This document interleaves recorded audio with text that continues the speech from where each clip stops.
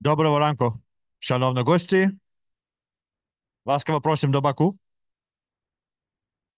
And then, unfortunately, I'm going to have to switch to English from there. I think, if we get going, then we'll build more energy and probably get more audience and attention.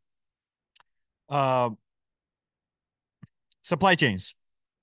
In the course of the last 4 days, there were numerous sessions. I think 12 sessions that in different forms touched upon private sector's equity in sustainability and ESG, and without a single panel discussion being an exclusion, sustainable supply chains came up. Whether it was in the title of the session or not, clearly that's a central piece for business. We have an MBA level all-star lineup today to talk about it, and the panelists are from multiple backgrounds, so it'll give us a chance to take a look at the subject matter from various perspectives. We've decided to stick to the theme, but instead of making it an interview, rather than having an interaction discussions with questions being really to what we hear from the speakers rather than what's prepped. I will make an opening statement and then invite the distinguished panelists to respond, maybe with a little bit of a background of each of the organizations and the companies in general, but also the relationship of what they do to supply chains. So with a quick intro, I'm Samir Mamedov, the country representative for UN Global Compact in Azerbaijan. And the distinguished panel is Sarah Watt Gardner, Robert Metzi, Royal Philips, Nicola Watkinson, the City UK, Gohar Kuzina, Azer Connect, and then we have 2 more speakers online who were Oksana Prosalenko, IP CERT, and Jessica Frank from Deloitte. So with that, if I may invite for brief opening statements on what's in it for the industry to focus on sustainable supply chains. And why is it industry that should drive it as opposed to supply chain in itself? In any order? Boys first, huh? All right.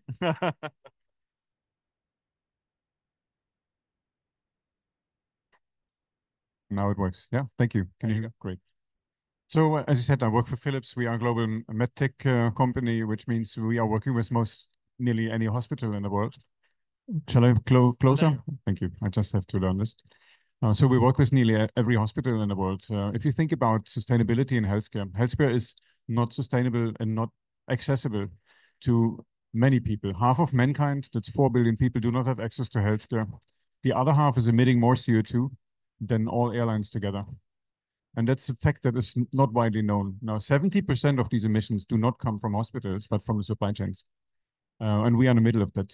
So we operate since 2020 carbon neutral, but it's only a small fraction of our own emissions. So we've committed to science-based targets for scope 1, 2, and 3.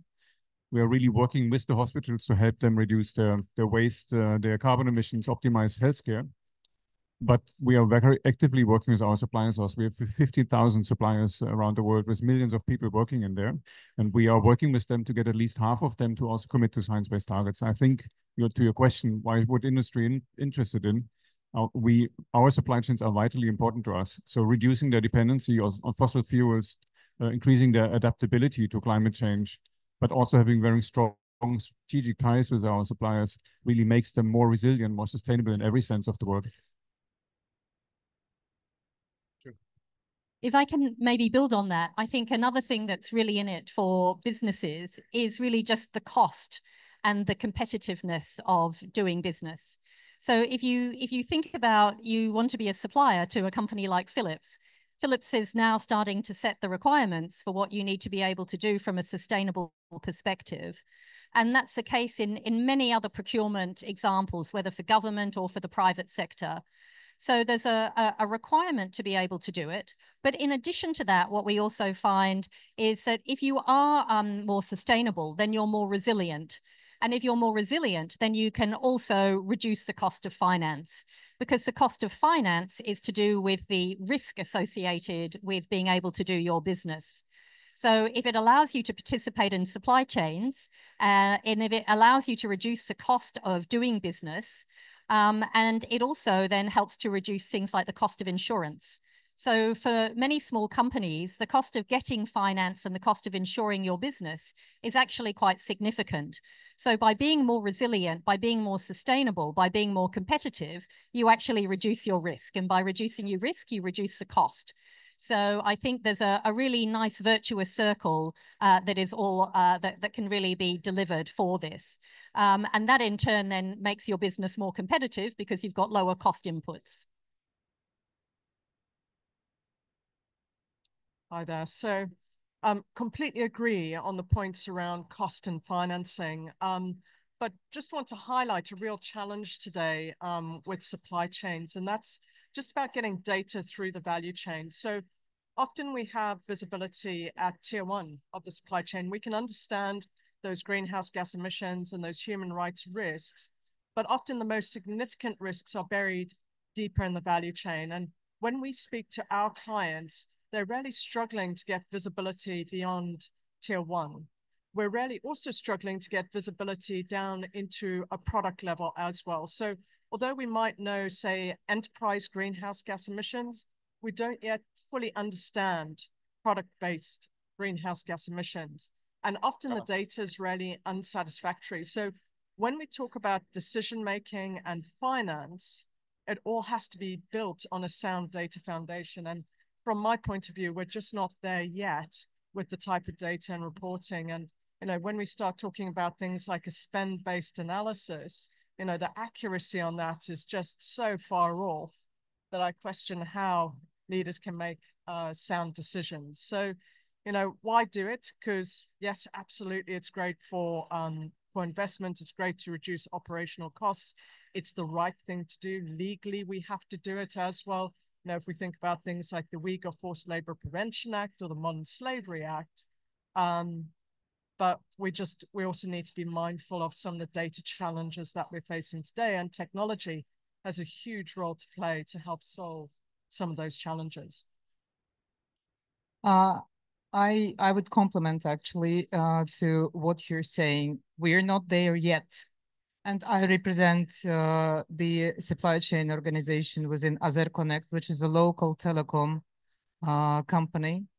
We're serving different offerings in mobile, internet services, including fintech, adtech, etc. And I do agree that technology adoption is one of the main steps to do in the next nearest future. And compared to like worldwide AzerConnect, what we're doing at AzerConnect right now, we are stepping into this emerging technologies like AI, ML for predictive analytics, and going beyond. It's more on the developing. We're not there yet. You're rightfully saying we're not there yet, but we are on the way, developing the blockchain down to the production level. So we know our targets, we know our objectives. I am for the technology adoption. I am for the tools and platforms that are emerging on the markets. So basically, very, very much sharing your view. If I maybe can build on that, so I agree, and let me add to that. So I think the data argument is very visible, but should not be used as an excuse to move, right? So of course there's CS-triple-D coming and all kinds of legislation. We can already do quite a lot of things. So for instance, I think 5 years ago, we started working with university in the Netherlands, Eindhoven, to develop exactly these AI machine learning-based models to get a grip on the data, because it's not a lack of data, it's a lack of trustworthiness and granularity, and it's a plethora of data. So navigating that and really understanding what suppliers is exposed to which risks based on geography and industry can really help you to focus and not kill your suppliers with 700 questions, but asking them the 12 questions that make a difference, so to say, and then really focus your efforts on addressing very specific risks. Thank you. Can we, before, this is very interesting, but before we continue, can we also have our online virtual speakers join in and deliver their opening statements? Yeah, can you hear me okay? Can you hear us? Jessica, Oksana? Yes. There you are. Yes. Good morning. Can you? Hello? I don't know if I can hear you, but can you hear me? Yes, we can hear you. Okay, okay, great. Thank you for confirming. So hello, Jessica Frank from Deloitte. The thing I want to bring up in my opening statement is really around priority alignment, and some of the other panelists talked about this a bit, but I come from the healthcare world in the US and work on global healthcare supply chains, and have done a bit of research on resiliency and sustainability. And something that was interesting that we found in talking to different supply chain leaders is that there is a focus on sustainability and becoming more resilient, but there's also a constant pressure for cost reduction, right? We talked about, someone I think brought that up earlier. So although there's measures and strategies put in place, there are times that when major disruptions occur, whether it be the pandemic or climate events, that they throw some of those strategies out the door to prevent stockouts, and then they're not promoting more sustainable practices or green measures just because they're so concerned with having product on the shelf, and so they may select a higher carbon footprint transportation mode, or they may not promote as many incentivization measures within supplier contracts just to get the product. So I think the balance of cost reduction, how funding from the private sector, and the compliance regulatory components of this conversation all come together to promote resilient supply chains without disrupting the continuity of them. Like that's a challenging problem that we need to solve for.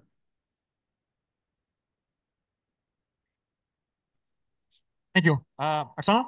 Good morning. Can you hear Good morning. me? Yes. Perfect. Perfect. Thank you first of all, thank you for this panel and for the invitation. So I would like to warm up the stage from the thing what we actually working. We are working with agricultural and food supply chain. So, and I'm from Ukraine, and we know that we used to hear a lot of comments that Ukraine is going to feed half of the world. So, and actually we are thinking that working with a deep work with the supply chain, with the physical supply chain, it's a very much important thing, just to give you a few crucial numbers, figures to move forward to discuss.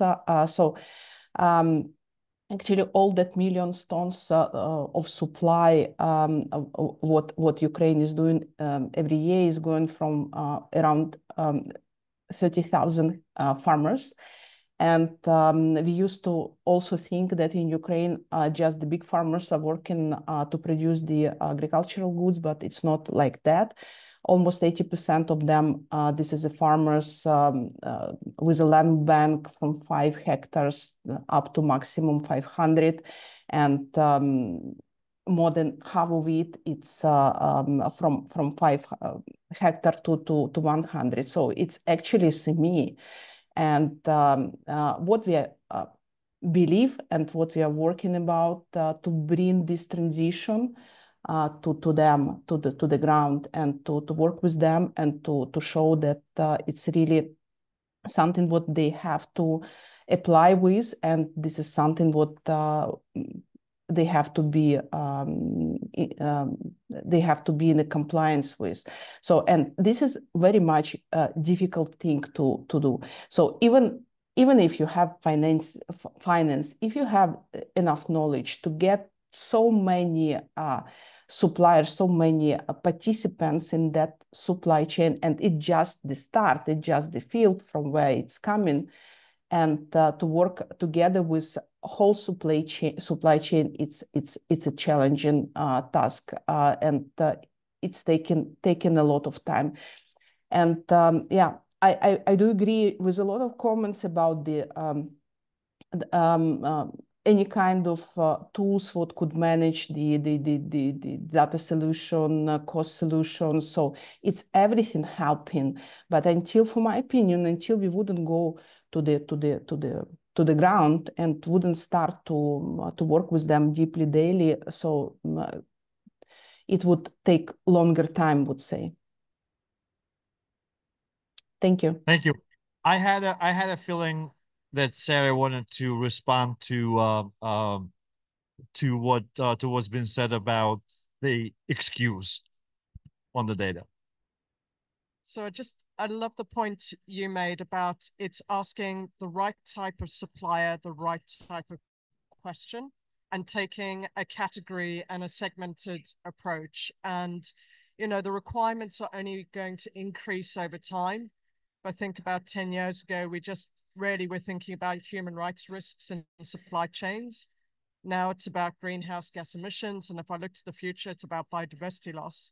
And so it is about not overburdening our supply chain as well by asking too many questions of things that don't matter, that don't get used in decision-making, because what that does is create cost rather than save cost. And if I can just build on that, I think there's some really exciting examples coming through of how to make this easier. So I think you gave some fantastic examples of how AI can start helping to sort and generate data and produce reports. And there's a range of work that we're doing through the City UK with our work on creating some of those digital platforms to make it easier for SMEs. But some other things that I think are quite interesting are some of the more permission-based approaches that are being created through AI as well. So we've been working, some of our members have been working with some of the power companies, for example. And if SMEs are just happy to give permission for their power data to be from the power company to be shared directly with the financial institution, or perhaps if you're happy to take the responsibility with a Philips, then you actually, the SME doesn't need to do anything anymore. That data can actually be sucked through now into these kind of data reporting that allows people to show what baseline they have and then how they're improving over time. So really what we find is the resistance, or the challenge for SMEs is the time it takes to get the data and do the reporting. So where you can actually just make that through permissions, because the energy companies have it because they're charging the SME every month for the power usage. So if you can get this triangulated form of data working, through, DLT and permission-based systems, then you can start alleviating the burden for the companies and deliver the benefits that they need. So I think there's some really interesting work which is utilizing AI in quite simple ways to really help this sustainability agenda. And then it also allows the company to get more visibility on when their power is being used. And as more clever technologies come through using renewable energy, where you might have spikes because it's a windy day or a sunny day in Ukraine, then, the companies can know that they get cheaper power on that day if they tap into that. And then it allows them to start controlling their cost base as well. So there's many benefits from taking this sort of approach. Thank you. Just 1 second. As we have 80 time, I'm going to ask all the panels, especially the ones that are joining virtually, to speak as loud as possible. Thank you. Robert, may I ask Gauhar to go ahead before you respond? I had a feeling that, she was... Yeah. Thanks. All right. Thank you. What I wanted to underline, as AZERConnect, we are obviously seen as a big customer client for my contractors, for my vendors and suppliers.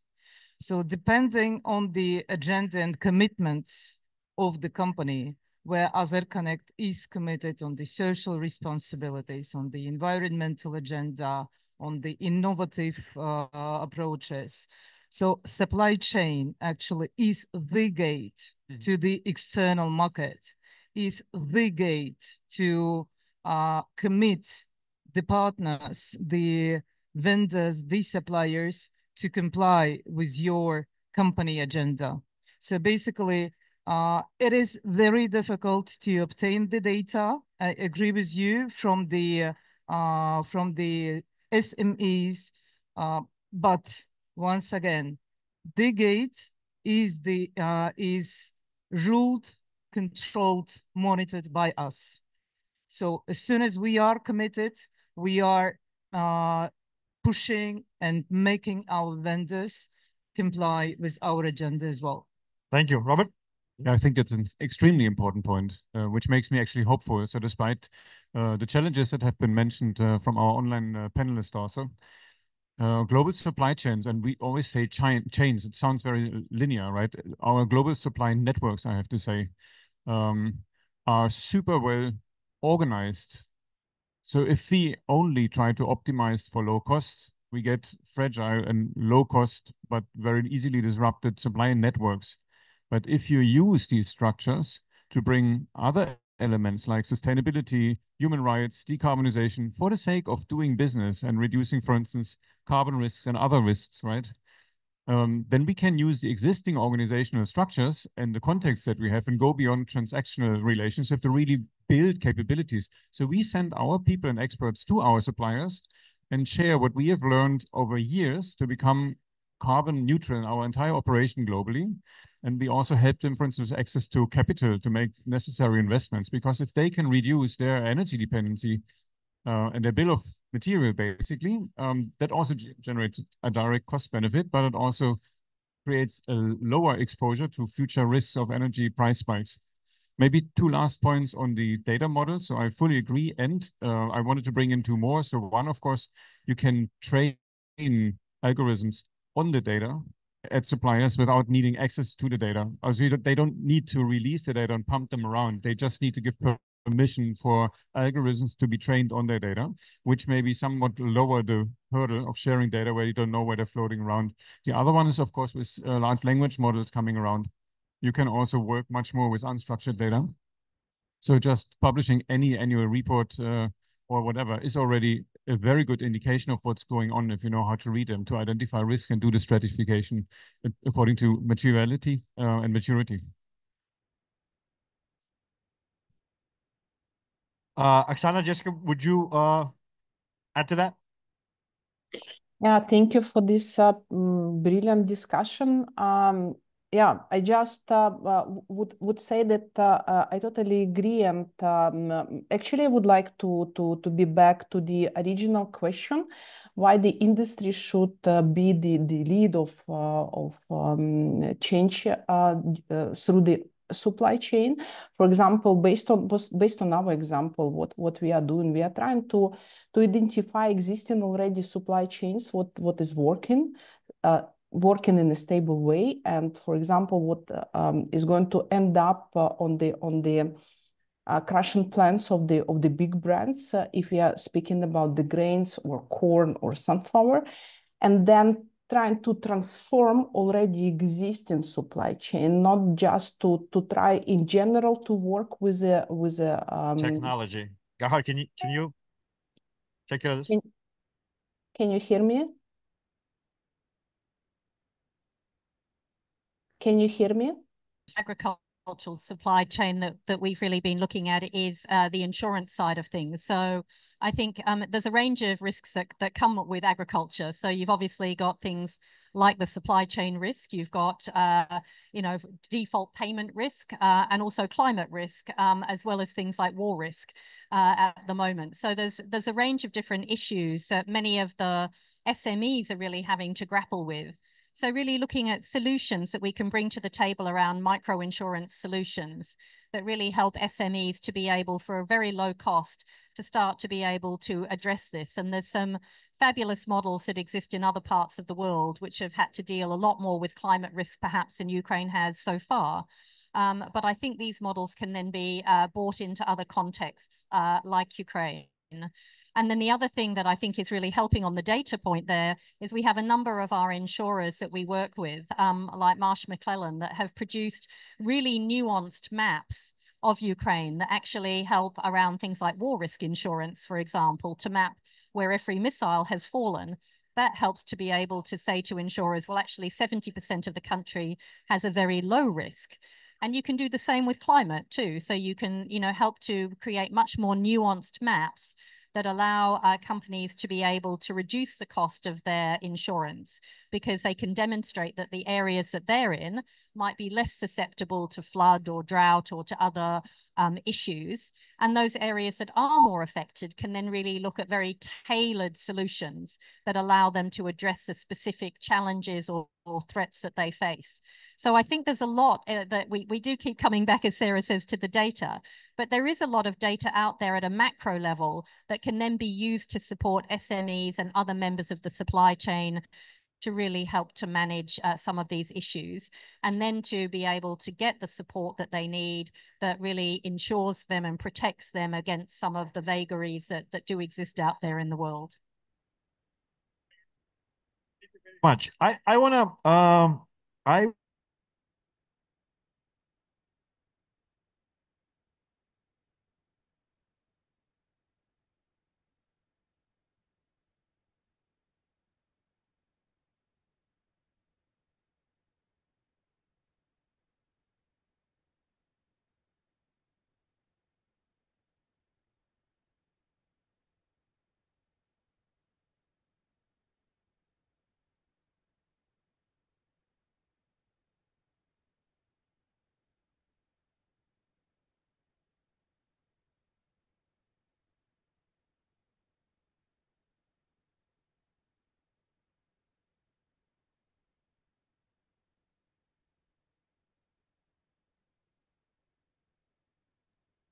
It seems like we lost them, right?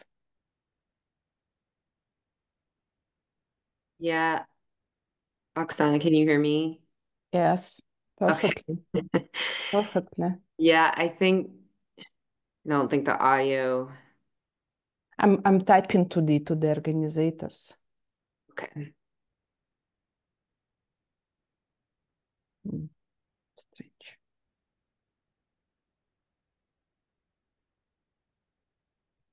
She's saying that it's a problems with the internet on the point, on the location. The challenges of hybrid. Yeah, it's Well, all bright sides of the hybrid events. yeah. Where are you now? I'm in Washington, D.C. So it's the very, very early hours of the morning for me here. Oh, How about you? I'm sorry. respond to our questions, and then rewarding them. So if they do respond, what can we give back? Maybe it's a slightly longer contract. What's the benefit to them to get involved in what we're asking them to do? Yeah, I would fully agree with that. So it's about tailoring, it's about staging, it's about attitude, right? So tailoring based on maturity and materiality. So what does really matter? How far are they along their journey? What can they handle? And not over asking. Then on the staging, as you said, I mean, go first to your tier one suppliers. Once they've reached a certain level of maturity, you can ask them to pay forward and go to tier two, tier three suppliers. So that's the staging part. And I think the attitude, so we have also learned that policing your supply chains does not really help. So there's a lot of auditing going on where just all kinds of third-party companies come into your supply chain, they ask questions and they get socially desirable answers from designated supply chain workers that have these little booklets and they just read out the answers. So it creates a smokescreen and you don't really know what's going on. So it's really about being a helping hand and saying we want radical transparency. There are a couple of things that need to be fixed immediately, otherwise we stop the contract, like child labor, grave danger to the environment, whatever. Everything else we will work on and we make a continuous improvement plan. And we can even predict with these AI models that we've built the accuracy with 95% accuracy, the journey that we have with our suppliers. Can I do a quick build? So it's not just about the auditing in my mind. So when we look at our data and when we look at our research, we see that there's lots of auditing happening, lots of supply questionnaires happening. In my mind, none of that matters unless you've got a corrective action plan and unless those corrective actions are closed out. And that's one of the areas of greatest weakness that I see in supply chains is if you identify the issues and you don't do anything about them, you almost become complicit because now you've got the power of knowledge, but you're not following through. So we violently agree with one another about corrective actions. And I think that also helps to know where the government does need to come in or where people do need to come in to provide those tipping incentives. So if you can actually identify the one or two factors where the SME needs to make the change. So it might be the trucking needs to move from a diesel truck to an EV truck. And the cost of that is, you know, twice the price. So it lasts twice as long, but the capital expenditure up front may just be hard for that company to make. So that's the moment at which you know where the incentive needs to come in. And at the moment, I think what we see is the incentives are not necessarily targeted in the right place. So when you have that corrective action plan, and then you can identify what the barriers to implementing that is, then the local council or the national government or sometimes the company itself actually knows where to actually make a more targeted intervention that is actually going to deliver the impact. But I think I also agree it's not about trying to target everything. It's really looking at the one or two things that are going to have the 80% impact in terms of the improvement needed. And that makes it much more manageable for the SMEs. And also, I think what we're finding increasingly from the financial services side is that a lot of the local banks are actually working alongside the companies to look at how to structure the finance around those particular interventions that are needed, because they then know that those companies will become more resilient. They will be part of a global supply chain because they're meeting the requirements of a Philips or another company. And that way they actually become a lot more financeable and more attractive for investment. Let me share what's coming from my experience, because we are the industry and I'm representing supply chain. We have a saying, there is a saying in Russian, like we're eating the big elephant by small pieces. So we had several years ago, supplier code of ethics. I mean, we had a very difficult task to go through all the compliance stages with the suppliers. It was one of the most educational tasks. This is about the tailoring. So we eat the elephant with small pieces. The next step is about the incentivizing. I fully share the incentivizing approach. This is not only incentivizing from the government side, of the small SMEs. This is incentivizing the, I would call it like the big monsters in Azerbaijan. Like AzerConnect is one of the big monsters, one of the big clients for those SMEs, right? Incentivizing from the commercial, from the financial organizations, like green loaning or whatever, right? I mean, this pushes us as, I mean, it's not like, this is not the agenda. This is in parallel to our agenda. This pushes us to push the vendors, the suppliers with whom we work, right? So this is about the tailoring. This is about first comes what is the messy one, right? Then this is about, I fully share your view when we are saying like, who are those suppliers who are making the most of the effect in your business, in your procurement spending, right? And for us, as an example, this is the big telco vendors like Nokia, like Huawei, etc., where we certainly, I mean, it's not the mandate like, oh, come get your sustainability report for the last year. No, come report, make the proof, see what you have done with the equipment, what innovative solutions you have to bring the gas emissions down, what innovative solutions you have to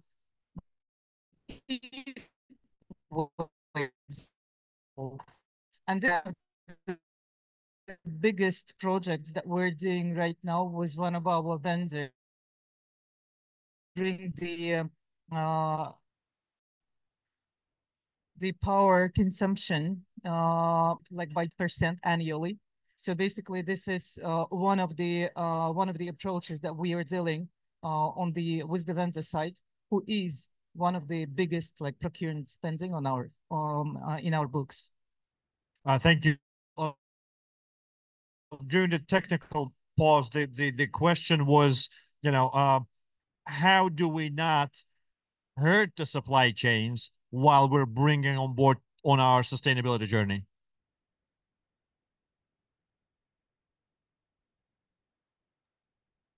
So I hope you all can hear me. Yes. All right. Oh. Yes. Okay.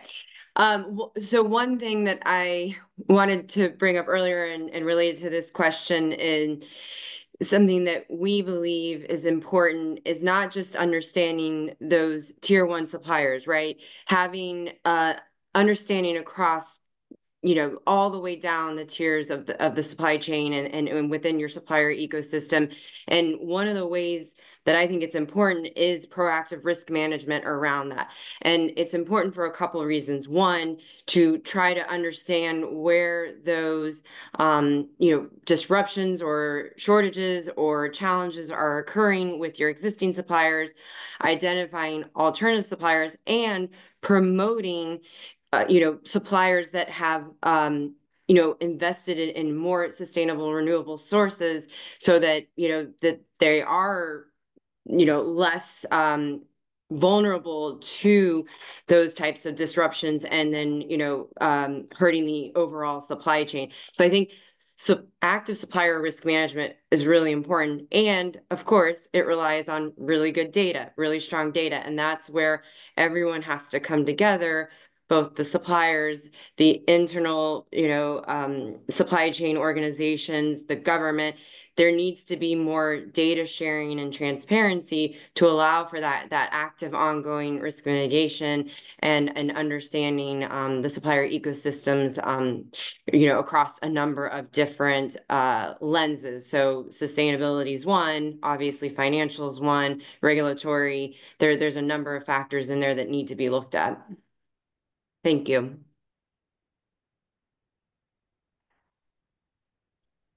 Thanks, Jessica. Oksana, did you want to?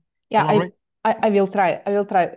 Is it still a stable connection? Can I try to? It's pretty good. It's pretty good. Perfect. Thank you for this question. For my opinion, it's quite important because then we are speaking about the supply chain, or for me, it's more convenient to speak.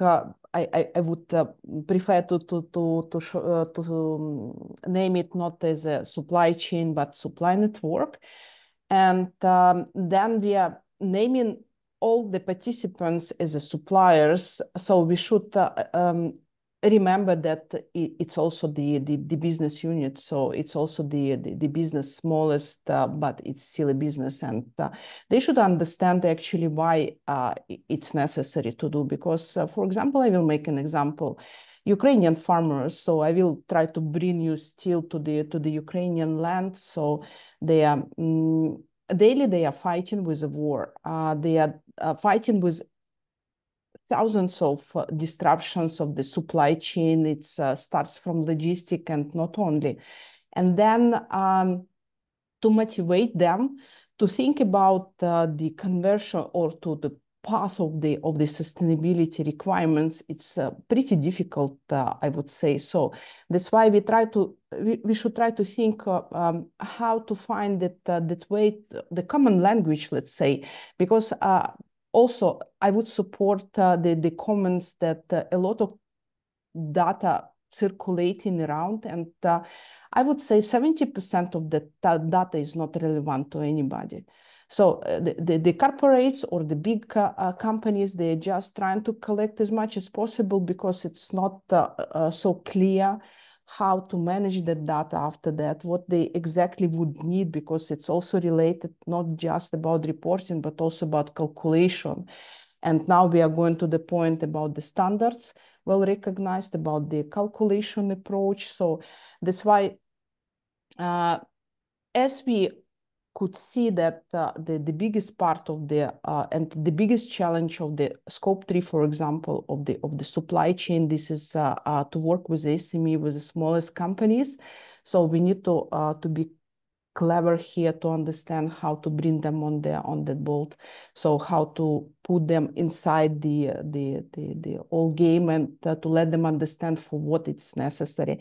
And again, to be back to the main question, why the industry should drive this process, because I believe that the big companies or the industries itself, they can set up the rules, they can make this as a compliance, very strict one, and nobody wouldn't have any chance to do in a different way. So that's why it will became as a normal path. Thank you. Let me ask a primitive question, but then leaving the responses up to you on how conceptually or practically you want to respond to that. Supply chain development, whose job description is that? And don't say CEOs. Who is it? Is it compliance? Is it procurement officers? Is it sustainability people? Yeah, I mean, who is the driver behind supply chain development within an organization?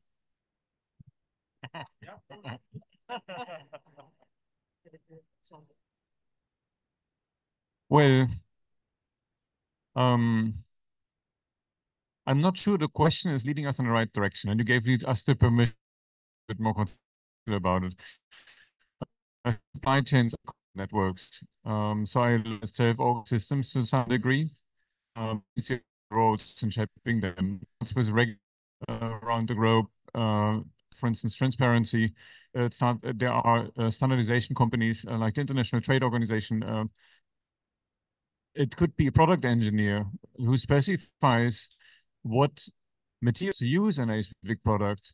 So empowering then these product engineers to understand what material choice makes a difference. It could be a systems architect who decides next generation of an art should be modular so that we can refurbish and take back the parts where you need other suppliers. So there's so many factors that come into supply chains, but I think the data flow that we talked about is essential to harmonize it, and standardization is also key here to make the different parts and pieces talk to each other in a meaningful way. And I may just build on that around global supply chains, because we haven't really spoken so much about the global element, but I think as we really think about how you develop those supply chains, one of the things we want to be able to do for Ukraine particularly, but for other markets as well, is to ensure they can actually sell internationally, that they can be a bigger part of the global supply chain, because by generating exports, you're generating more revenue back into the Ukraine economy, and we need that to rebuild and to rebuild back better.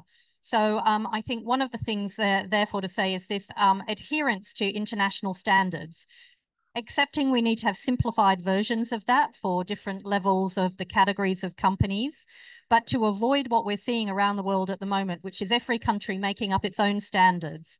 But I think there's a chance for markets like Ukraine to really, sign up to some of the international standards, the ISSBs and so on, and really help to make sure that they're helping companies to become global players. Because we see that in some sectors, like the grain shipment in grain, for example, but there's a whole of other agricultural areas where that could happen. We see that in parts of the health sector, but there's other areas that could happen. So I think my kind of call around supply chain development is not just to think about it in a company mindset, like whose job is it within the company, but how do we actually create SMEs and other businesses that can become part of a whole range of global supply chains, because you don't just want to have one customer or one sort of company that you sell to, you want to have many, because that's also part of the resilience. I'll just build on that. I think industry associations have a major role to play to harmonize the ask and to harmonize the requirements. But when we're talking about that company to supplier relationship and how we do supplier development, for me, I always think about tying it back to the commercials, right? Nothing changes unless it's in a commercial arrangement. And we can rely on goodwill to a point, but that will only take you to a point, right? And so for me, procurement leaders are front and center in really stepping up, leading, helping to develop the supply chain, helping to harmonize those requirements, helping to develop those industry associations, and get a little bit more standardization going on so that we reduce the burden on the suppliers and reduce the cost on them to complete all these requirements that might be so diverse going back into different companies. Yeah.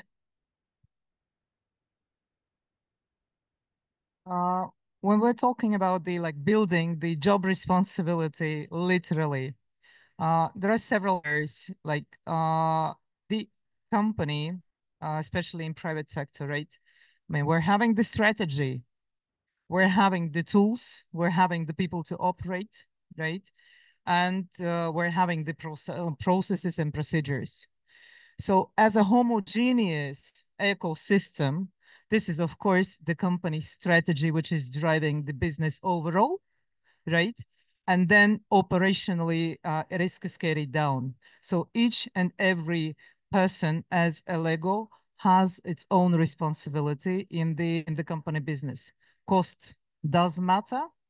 Commitments do matter. The efficiencies do matter. Time to market does matter.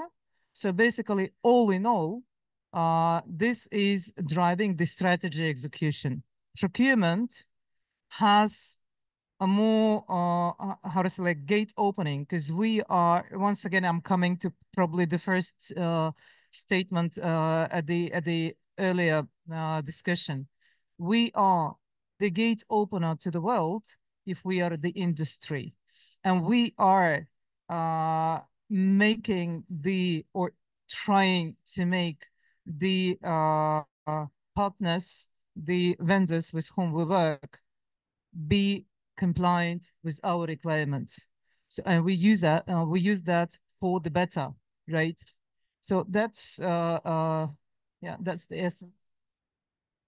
Can I add one point to this? So I like your picture of a consistency throughout your organization. I think that's super important. There's one step before. Strategy can be extremely stupid if it's directed at the wrong direction. So who is asking the question? So what is the intent? That what do we want to achieve with our supply chains, and what do we value? So if we say we value cost down above everything else, then we create fragile supply chains. If we say we want to create reliable, sustainable and ecologically more sustainable supply chains, then we need to be very explicit about it. And then it becomes part of the strategy. And then everything that you mentioned, I fully agree with. Oksana, Jessica? Yeah, just to build on that last point, we talk about different strategies and incentivizing measures, right? And so one of the things that I've talked a lot about in thinking about sustainable and resilient supply chains is not only that, but how are they equitable, right? We have a lot of leaders that run large supply chain organizations globally that want to focus more on how do they play a part of making them more equitable, and access, is promoted throughout, but that comes often at a cost, or maybe another priority is being set forth either by their internal organization and leaders or by government. So I think it has to also consider the equity part of the conversation. And just to build on kind of the Lego concept, I agree that it's everyone's responsibility, right? There's commitment that needs to happen at all levels across industry, across government, across suppliers, across vendors.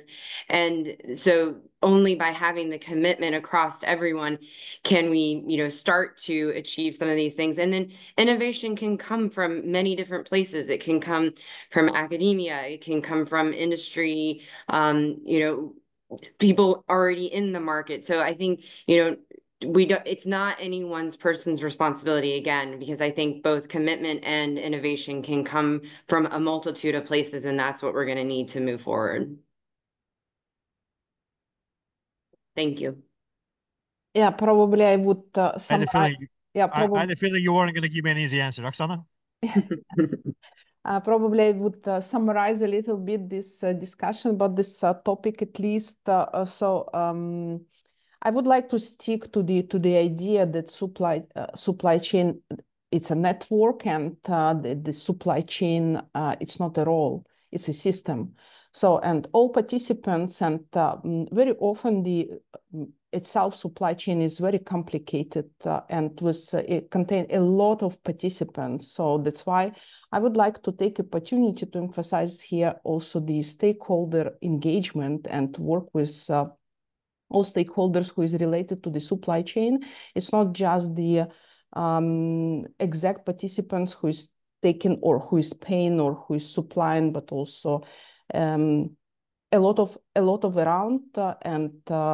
Yeah, I wouldn't go to repeat all statements what was done already here, but I think the last point is include what the speakers were saying before. So for my opinion, to pay attention about this part, also quite important thing. Thank you. As we're coming to the close of the session, may I ask a final question with a brief response, but also feel free to elaborate on the session in general. And that is, what motivates, what are the stimuli for supply chain to actually come along, apart from being, wanting to be a supplier against a requirement? Maybe I start. I just think there's the opportunity for growth. And I think that has to be what stimulates people to do this. I think we're constantly trying to move away from thinking about this just as some sort of compliance imposition. Actually, by making these changes, you become more competitive, you become more resilient, you help to actually become a more sustainable business into the future. And so I think, it's important that draws the company in and helps to provide the guidance and support on how to achieve that goal. But the ultimate reason why a business person sitting in their SME today needs to think about this is because they want to be around in another 5 or 10 years. And the danger is that they won't be, but they can be, and they can find growth and new opportunities if they actually embrace this way forward. So I think there's a huge kind of carrot as well as a stick that's coming up from behind. Thanks. And building on that, so building on that, I think it's the entrepreneurship of the suppliers, but it's strongly fueled, of course, by the demand of the buyer. So I think demand standardization, for instance, around green procurement or green public procurement, just setting standards can really drive change through global supply chains. And somewhere between demand creation, regulation, and the entrepreneurship of the suppliers, I think this is going to happen. I agree with all of those points, so it's quite difficult to add when such great points have been made.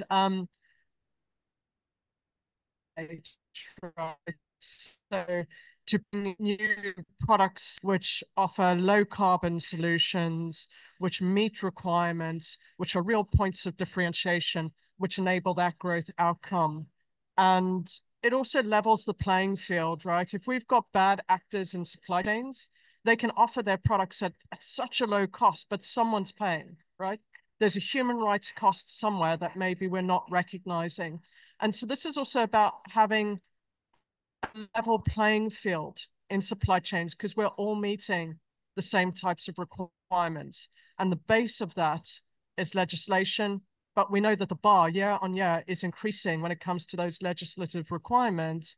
And so it's in supply chains' best interest, really, to get ahead of that and to delight their customers. Well, this is about the opportunities and efficiencies. This is about the innovations and being part of all this big initiative, making the world better, right? This is when we're talking, like, let me drill down. We're talking about the is very important about the harmonizing the requirements in terms of the highest quality, but mitigate the human rights issues, right? When we are going for a better quality and when we are delivering the quality to the end users, this is something which makes the efficiency for the company and for the individual as well. And just to add, and just to add, I think Ukraine's fantastically positioned for this. It has a hugely entrepreneurial workforce. It has what we've seen over the last couple of years is a huge ability to innovate and to find solutions and to have the courage to make change. And if there's one silver lining to a lot of the tragedy that's gone on, there's an opportunity to build back in a different way and to build back sustainable as well. So I think as we look at this challenge, I honestly think that Ukraine is going to be really one of those markets that's going to be able to capture this opportunity. Especially when it comes to supply chains, of course. Jessica, Oksana? So for me, the need for supply chains are not going away, right? And I think before the pandemic, often supply chain leaders didn't always have a seat at the table. So for me, why it's so important is that we need to continue to have a seat at the table with CFOs and CIOs and be a part of the conversation, because supply chains need to continue to exist. And so we need to have a voice in how we move forward and build a more sustainable future.